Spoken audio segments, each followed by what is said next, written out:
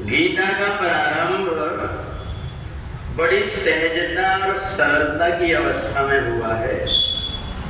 अर्जुन जब बिल्कुल सहज और सरल हो गया तब भगवान की तरफ देख करके पूछता है, कार्पण्य दोषोपहत स्वभावा पृच्छामि त्वां धर्म सम्मूढ़ चेता यश्रेयस्यान् निश्चितं ब्रूहि तन्मे शिष्यस्तेऽहं साधि मां त्वं प्रपन्नः।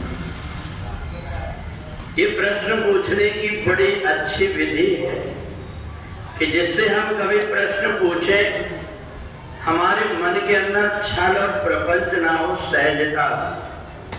अर्जुन ने जब देखा ऐसे समय पर मैं क्या करूं, मेरे सामने एक तरफ धर्म खड़ा हुआ है और एक तरफ परिवार खड़ा हुआ है, और परिवार भी वो जो अधर्म की तरफ चल रहा है। तो अर्जुन ने भगवान की तरफ देखा और भगवान से पूछा, अब आप ही बताइए कि मैं क्या करूं। और भगवान ने अपने हृदय की बात बता दिया, इसलिए बता दिया कि भगवान को लगा कि ये छल प्रपंच रहित होकर के पूछ रहा। बहुत से व्यक्ति को पता रहता है और वो पूछते हैं कि देखते हैं इनको ज्ञान है कि नहीं। तो समझदार अगर व्यक्ति हो तो फिर वास्तविक उत्तर न देकर के इधर उधर की बातों में ही उसको लगा देता है। परंतु भगवान परमात्मा है, उनको पता है कि मेरे भक्तों का पता नहीं जीवन में कितनी प्रकार की परिस्थिति आएंगी। वहां जब वो कुछ नहीं कर पाएंगे और जब मेरे तरफ देखेंगे तो उनके अंदर अनुभूति जरूर हो जाए कि इस कार्य की, इस प्रकार की परेशानी में अपने को क्या करना चाहिए। और यही भगवान ने गीता में जो सुनाया, ये गीता के एक एक अक्षर हमारे जीवन के सूत्र है। हमें यदि अंदर से छल और प्रपंच छोड़ करके परमात्मा की भक्ति करने के लिए बैठते हैं तो परमात्मा ये नहीं देखता कि हमारे पास सामग्री कितनी है। भगवान ये देखता है कि इसके भाव कैसे हैं। और इसे कार्पण्य दोषोपहत स्वभाव।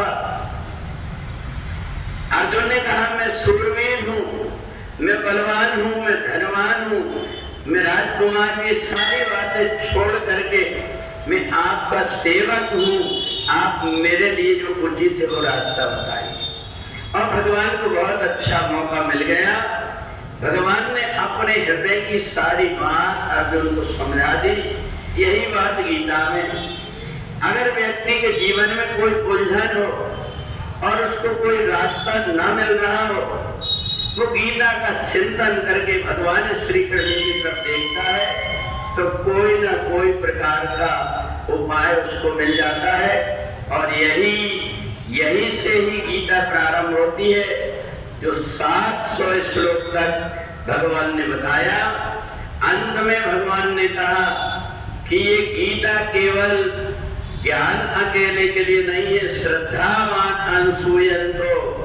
जो व्यक्ति श्रद्धा से इसको सुन लेगा उसका आवागमन का बंधन मिट जाएगा और परमात्मा की भक्ति प्राप्त हो जाएगी।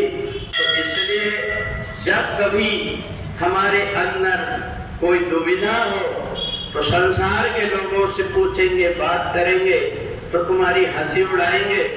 इसलिए परमात्मा की तरफ अपने मन को लगाना और ऐसे व्यक्ति से पूछना जो व्यक्ति को ज्ञान हुआ।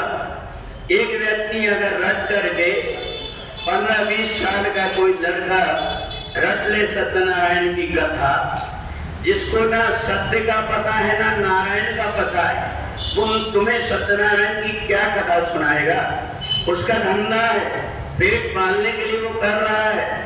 परंतु हम अगर सत्य और नारायण, परमात्मा और अध्यात्म के विषय की कोई बात सुनना ही चाहते हैं तो तद्विधि प्रणिपातेन परिप्रश्नेन सेव्या, उनकी शरण में जाएं जिन्होंने जीवन में अध्यात्म की रास्ता में चला है, अध्यात्म का अनुभव किया है, परमात्मा की भक्ति किए हैं। अपना पूरा जीवन जिन्होंने परमात्मा के लिए समर्पित किया है, यदि हम उनसे कुछ बात पूछेंगे तो वो अपने अनुभव की बात बता करके सहज उपाय से हमारी शंका का समाधान कर देते हैं। और इसलिए जब कभी व्यक्ति स्वाध्याय नहीं होता, अपने आप ही संध्या पूजन नहीं करता, उसके द्वारा किए हुए पूजन का भी कोई लाभ नहीं हो पाता। इसलिए जो व्यक्ति संध्या पूजन को महत्व देता है वही अपने यजमानों के लिए भी आशीर्वाद दे पाता है।